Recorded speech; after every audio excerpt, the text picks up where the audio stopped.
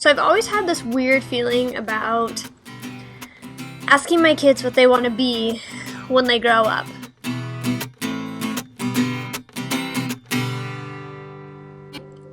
Good morning, loves. Happy Friday. Sorry, I was distracted by a mosquito out here in the morning. It is a teeny tiny touch windy out on my deck this morning, so if the wind starts to pick up, I apologize.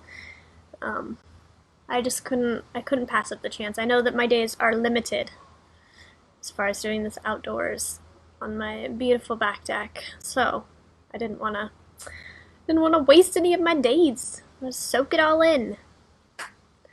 Friday! We've made it! We've had a pretty amazing week in our household. I hope that you guys have as well.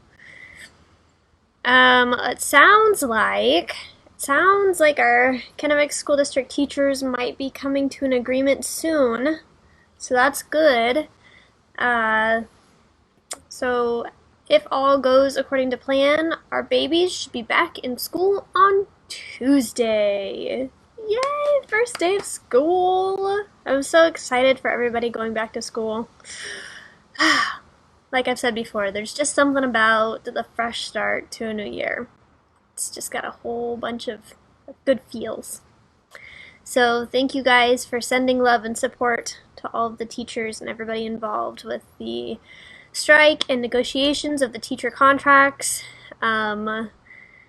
Yes, but we need to keep sending them all of that love and all of those good feels, so that way hopefully they do agree on this last proposal. Fingers crossed. And I hope that it supports everybody involved. That's important too. Oh, goodness gracious.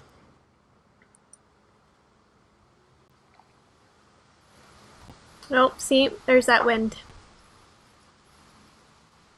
Hopefully it's not too loud for you guys. All right. So, I am not entirely sure why, but as my kids have grown, I've always had this weird feeling. Frozen mug? No, it's not a frozen mug. It's my London mug. It's probably backwards for you guys. This beautiful mug that my sister Sam got me while she was in London doing her cheerleading. I know it's a new mug. I usually pick like the same 3 mugs, but today I'm switching it up. I'm feeling a little bit adventurous. Okay. Anyway, so I've always had this weird feeling about asking my kids what they want to be when they grow up, and I never really took the time to explore the thoughts thoroughly.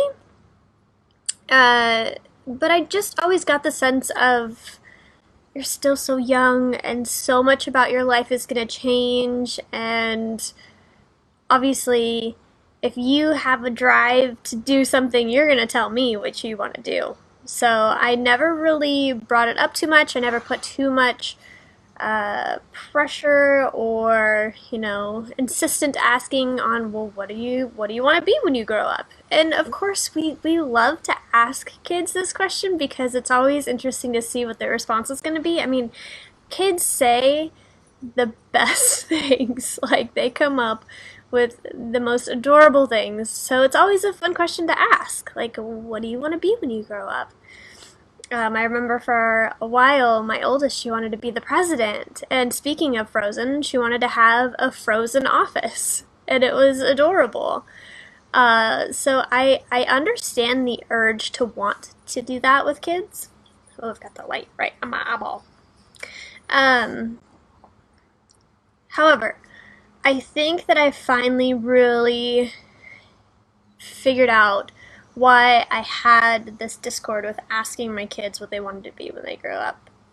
So over the last week, I've been listening to a lot of lectures from Jordan Peterson, who's a psychologist and professor. I believe that he teaches in Canada. He might teach in the U.S. I think he's from Canada. Don't quote me on that. But he's a brilliant psychologist. Like, he is able to peel back the layers of the mind and articulate so precisely what he is trying to describe about the human psyche. Like, it is brilliant, and I aspire to be as articulate as he is. So I really enjoy listening to him.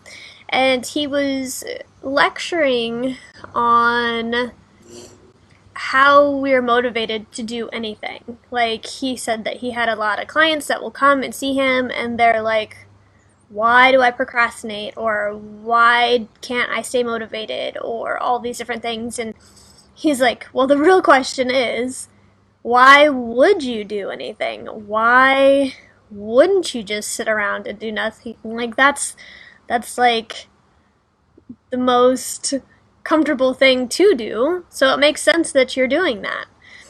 And so he started breaking it down into assessing, what motivates you. And when we hone in on what motivates us, then we obviously can move forward in the things that we really want, because we have a clear vision of what those things are going to do for us. We're not going to do something if it's not going to serve us, ultimately. Well, in the best situation. Sometimes we do things that don't serve us, but out of habit or whatever, or what have you. But ultimately, if we're trying to create new habits and we're trying to motivate ourselves to do things, we're gonna stick to them if we have a clear idea of what it is that motivates us, and use that to keep moving us forward. And in this lecture, he was saying one thing that you really want to hone in on is, who do you want to be? What kind of person do you want to be? And I was like, oh, well, yeah, I mean, I guess I figure that's something that we think about automatically, but really, do we take the time to fully explore that? And then in my brain, it clicked. I was like, oh, that's why. It's so I'm repelled by this idea of asking children, what do you want to do when you grow up? And I was like, what we really should be asking them is, who do you want to be? Because, like I mentioned earlier, as kids grow and their interests change and they explore who they are, they're gonna venture in all these different directions, and they're gonna pursue different types of work. And what won't change in that is, like, if you can build a strong sense of who you want to be. Maybe I shouldn't say it won't change, because obviously if you are behaving in a way that isn't really lining up with who you really want to be on the inside, obviously the behaviors will change. But if we can get kids to really become aware of who they are and how that process is an ever-evolving process, and get them to engage with that part of themselves, it doesn't matter what they do. It doesn't matter what they do, because they're going to strive to be the best at it based on who they want to be. What kind of person, how do you want to show up in the world? Obviously, we wouldn't ask them in these ways, and using these words. We would use words that are appropriate. But really, who do you want to be in this world? How do you want to behave? How do you want to interact with people? And how does that serve you and the people that you interact with? Like, I was like, there it is. I understand it. I understand. So, maybe, just maybe, we should ask kids who they want to be more often than what they want to be. Makes sense to me. Makes sense in my brain. I'm like, yes. But I would love to hear your guys' thoughts on that. Do you ask your kids, what do you want to do when you grow up? And do you feel that's appropriate and totally acceptable? And why? Because I'm sure there are lots of good reasons too. And what are your thoughts on the concept of asking kids who they want to be, and how would you approach that with your kids?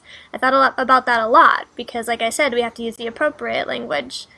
And during these formative years, it's like the best time to bring their awareness to who they are, with the understanding that they are ever evolving. It's important. So important. Okay, like I said, I would love to hear your guys' thoughts on who you want to be or what you want to do when you grow up. Thank you guys again for sending all the love to the Kennewick School District as they negotiated contracts with the teachers and getting our babies back in school. Thank you for being here with me today. I appreciate you. And I hope that you guys have a beautiful weekend. And we'll chat soon. Ta-ta!